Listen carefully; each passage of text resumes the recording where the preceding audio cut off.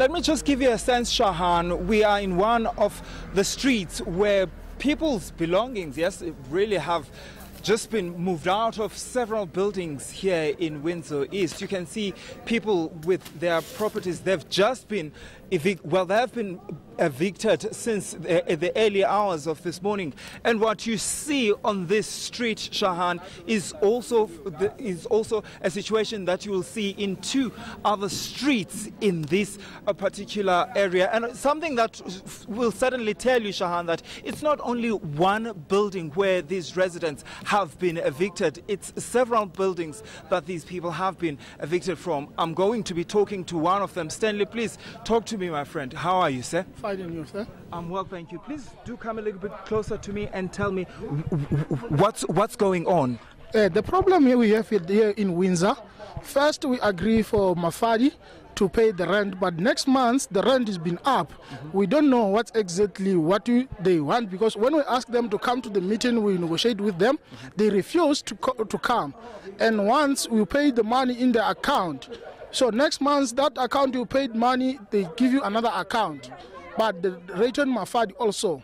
So we busy in the court with Mafadi to settle this thing out. We asked Mafadi to give us the owner of those buildings, but Mafadi refused to give us the owners of the buildings. Okay, so as we talk now, you don't know who owns this building. Would you say these buildings have been hijacked? I think so, because they want to give us the proof. The title is that this building is for who. When we ask them, they give us caucus. Even last year, before December, we've been caucus about the Mafadi call people. They come and shoot us here in Windsor. Are you paying rent here? Are you paying rent? We stopped paying rent about November. Why? But Why did you stop paying? Because the rent is still going up. We can't afford to pay one bedroom for 7,000, 8,000. Did you ask to talk to Mafadi about rent going up, and what did they say? We speak to him. When we request them to come to the meeting, they refuse. All of them, they refuse to come. Those agents, they refuse to come to us. What's going to happen now? What's going to happen now? So some of the leaders, they in court now. So they busy doing the case. We have case already about this issue since from last year. Okay. As for now, I think this thing is in court.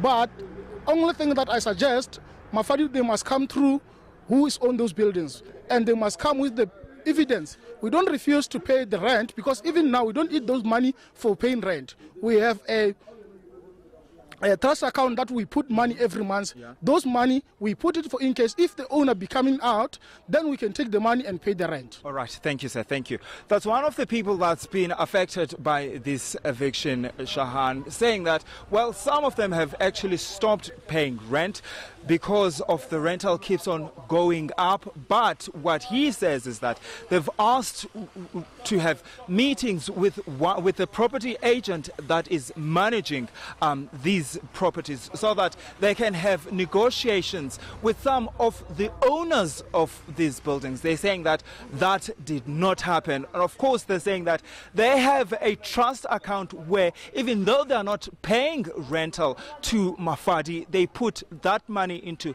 that trust account just in case the owners of these buildings come to them, and they have that negotiations. And of course, Shahan, people are angry because some of the people that I talked to, especially on the other street, they're saying that they have been living here for about 2 months. They don't understand what is going on. All they know is that they have been paying rents to some of the people that were staying in these properties. So the story then now becomes some people were subletting in these properties.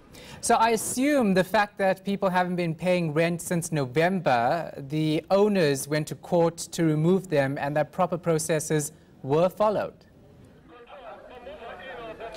Well, here's what some of the people are saying, Shahan. They're saying that because the matter is currently in court. In fact, Stanley just said a few moments ago to us that their leaders are currently in court as we speak. So they don't understand then why this action would then be taken. And of course, Shahan, we will try to speak to some of the people that have been leading this eviction to try and find out exactly what is going on, because if there's already, as residents are saying, there's a court process that's currently underway, one would then assume that only when that process is completed, then the eviction would take place.